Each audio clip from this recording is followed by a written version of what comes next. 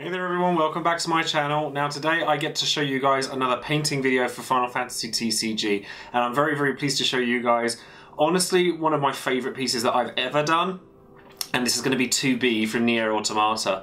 Now before I go into the details of how I made this card and speak a little bit more about some other things, I want to remind you guys about my Patreon, in which you can win cards like the 2B here, and I'm very pleased to announce to you guys that DarkerMagiks is going to be the winner of this particular card this month, so congratulations to you, and I will speak to you very soon in regards to sending this to you. But I wanted to kind of remind you guys that obviously my artwork is something I'm very passionate about, and it's something that I can do in this way in order to connect to you guys and give you guys something unique. These are not tournament playable, and I would not encourage you to try using them in a large scale tournament. You might get away with doing them in a small scale thing because they're not like vastly different from, you know, normal cards. Like the difference in weight between them is actually less than that between a foil and a non-foil, but it does change the thickness of the card slightly, so you need to double check with your, you know, tournament organizer or judge or anything like that before you want to use it.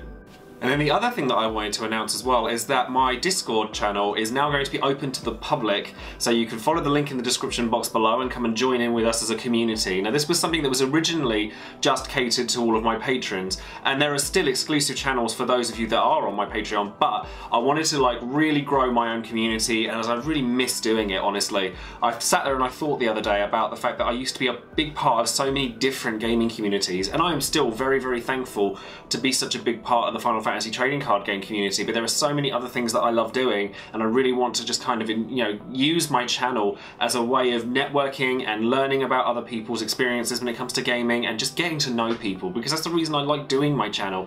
I love the fact that I get to travel to events and stuff nowadays, and I love the fact that I get to meet so many of you and so many other people that have never seen my channel or heard of anything that I do, and I really just want to exemplify that and really want to push that further. So if you wanted to join my Discord channel, then now's your chance, and it'll be there for quite a while. Going into the process of how I painted 2B here, I will, you know, quickly go through the different steps that I use. First of all, I wanted to show you guys that I use golden fluid acrylic paints, and try not to giggle at the name of the paints. And I also just use very slim brushes.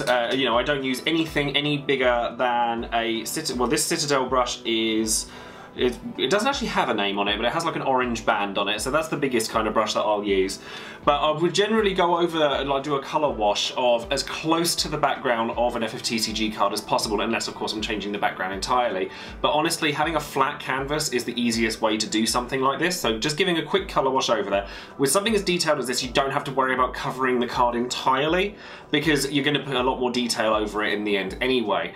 I also try very hard when I'm doing complete character alterations, such as 2B, to use a card that's at least somewhat relevant to the card that I'm trying to do. So I figured that Masked Woman would actually be pretty relevant to a character like 2B who wears a blindfold. So I thought that that would work quite nicely. I've also not done an Earth card as an altar before, so I thought that having kind of the yellow-beige background would look quite nice. It would actually complement the, you know, the stark black and white colour scheme that 2B has. I then used tracing paper to transfer a drawing that a very rough kind of sketch of what I want the card to look like onto tracing paper, and then I can then transfer it onto the card itself, because I find that the easiest way to work for me. Try not to go too heavy with any pencil lines or anything that you use though, because the pencil can contaminate the paint that you're going to use, because it's quite loose on top of the paint. So if you then blend white over the top of it, then the grey of the pencil lead is going to then blend into that, and you don't want that. So just try to not go too harsh on the lines, but still obviously make it so that you can see what you're doing. And then with this particular picture, I wanted it to be like, because the colour scheme on 2B is so stark, it's very black and white, I wanted to make the focus of this card her skin, because, you know, she's got this porcelain lovely skin, and she's very pale, beautiful, geisha-like, that kind of thing. But I think that, you know, skin is something that a lot of painters find very hard to do in terms of colour matching. So the thing that I would suggest is you mix up, you know, everyone's skin has tones of red, yellow and blue in it. So, you know, and this has come from, you know, a lot of what I've learned about sort of skin tones and stuff has actually come from being training as a makeup artist. So that's actually transferred quite nicely over to this. And then you can obviously darken and lighten things accordingly. 2B obviously has very pale skin, so I'm going to use very pale tones.